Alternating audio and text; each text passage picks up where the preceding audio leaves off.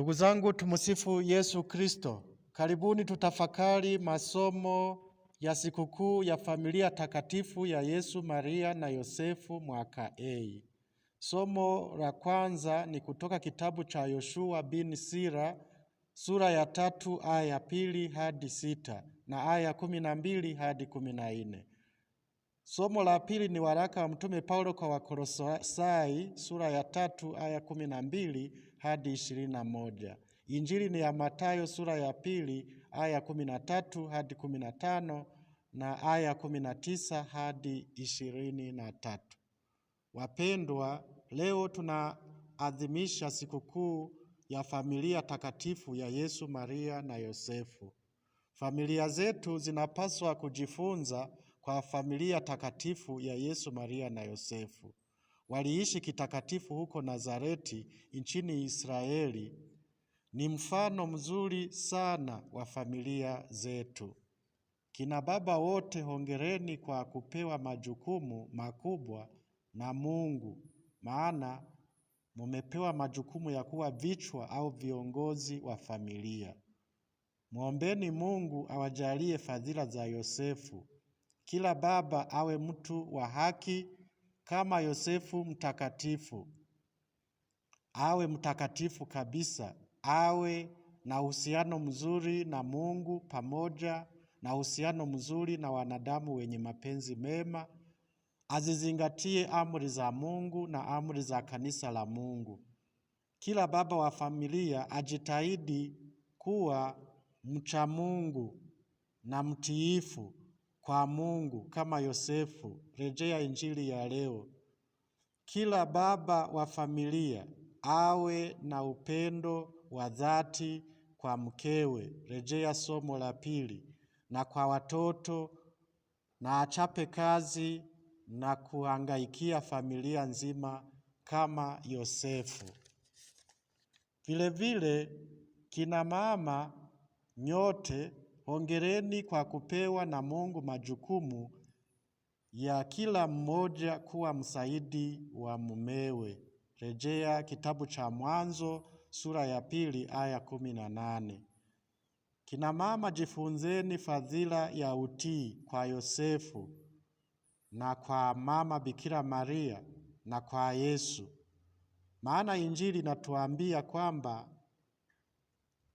alionyesha utii wa hali ya juu huyo mama Bikira Maria alipomjibu malaika aliyetumwa na Mungu kwake kuhusu kupata mimba ya Mwokozi kwa uweza wa Roho Mtakatifu. Majibu yake ya kutii ni haya yafuatayo: tazama, mimi ni mjakazi wa Bwana, na iwe kwangu kama ulivyosema. Injili ya Luka sura ya 1 aya ya 38. Yesu mwenyewe anatufundisha utii. Tunaambiwa akashuka pamoja nao walikuwa ni Yosefu na Maria. Akashuka pamoja nao mpaka Nazareti, naye alikuwa akiwatii. Rejea Injili ya Luka sura ya 2 aya ya 51.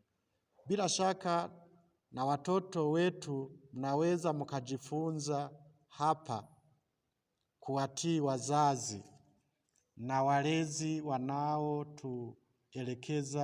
wanapotuelekeza mambo mazuri yanayompendeza Mungu.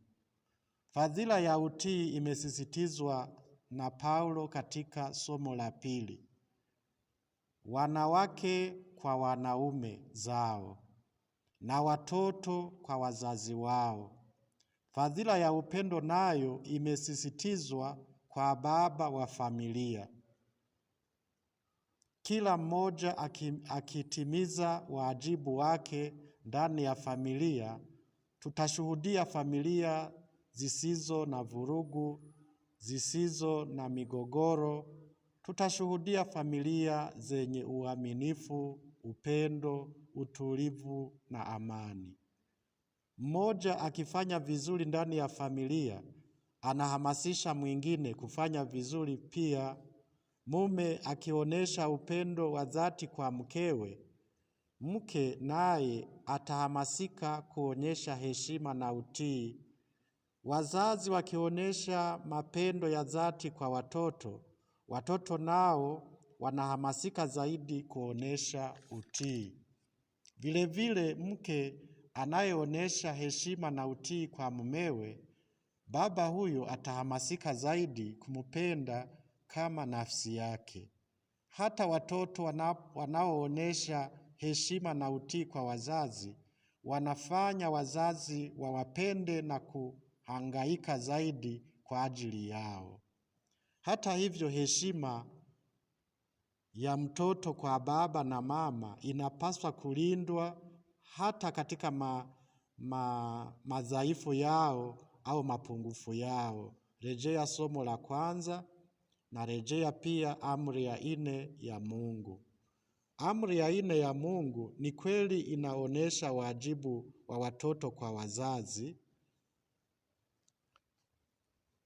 lakini isitufanye tusahau wajibu wa wazazi kulea vizuri, kuwalea watoto kadiri ya imani yao, kadiri ya sheria ya Kristo na kanisa lake, kadiri ya maadili mema, kadiri ya fadhila za Kikristo na maadili mema ya kibinadamu. Kwa hiyo wewe mzazi, unapoona kijana wako anatorosha au binti yako anajitorosha, unaweza ukajiuliza, je, nimemlea vizuri? Nilimsaidia tangu utotoni, nikawa namrekebisha, nikawa nampeleka kwenye ibada, nikawa nampeleka kwenye jumuiya, nikawa nampeleka kwenye mafundisho anapokuwa mwanafunzi yuko likizo, au nimemwacha tu akiwa na zurura bila kumwambia chochote? Anaporudi usiku nilikuwa nasema, nilikuwa namuonya na nilikuwa namuonyesha hatari zinazomkabili kama ataendelea kuwa na tabia hiyo. Kwa hiyo unapaswa kujiuliza mara 2 mara 3 kiona kijana wako anakuwa na tabia mbaya. Kama wewe kwanza umemwonyesha mfano mzuri, akawa naiga kwako, akakuona wewe ni mcha Mungu, akaona kwamba wewe unafanya vizuri na akaiga kwako. Kwa hiyo lazima uwe unajiuliza mara 2 mara 3 kiona una kijana au vijana wako wote wanaonyesha tabia mbaya mbaya. Kwa hiyo wakati mwingine katika madhaifu yetu tunapaswa pia kukimbilia ule ushauri tuliopewa na Paulo katika somo la 2. Unaweza ukatusaidia sote katika familia zetu na katika jumuiya zetu. Kwanza kabisa, katika madhaifu yetu tuvumiliane, tusameheane na tufundishane na kuonyana kwa heshima. Halafu kuomba msamaha ni kitu kizuri na kutoa msamaha pia. Halafu kujivika au kuomba moyo wa rehema, utu wema, unyenyekevu, upole pia na kuchukuliana. Na katika mafanikio yetu tujifunze kusema asante kwa Mungu, na tuseme asante au hongera kwa mwenzako au kwa mwanafamilia au hata kwa jirani anapofanya vizuri. Ni namna ya kumtia moyo. Paulo anatukumbusha kuwa watu wa shukrani. Tunapomshukuru Mungu, tunapomshukuru mwanadamu mwenzetu, tunafungua milango ya kupata tena. Tunafungua milango ya mafanikio. Hongereni kwa Wakristo wengi siku hizi ambao mnaonyesha shukrani kwa matendo na kwa matoleo. Kwa hiyo inakuwa kitu ambacho kinaonekana ni kizuri na kinazidi, na ni kitu ambacho kinazidi kufungua milango ya mafanikio huko mbeleni. Mungu zibariki familia zetu. Mungu saidia kila mmoja atimize wajibu wake ndani ya familia zetu kama walivyofanya Yesu, Maria na Yosefu. Mungu tusaidie kufanya vizuri hapa duniani, hatimaye tushiriki utukufu na furaha ya milele mbinguni. Atukuzwe Baba na Mwana na Roho Mtakatifu, kama mwanzo na sasa na siku zote na milele. Amina. Atukuzwe Baba na Mwana na Roho Mtakatifu, kama mwanzo na sasa na siku zote na milele. Amina. Asanteni kwa kunisikiliza.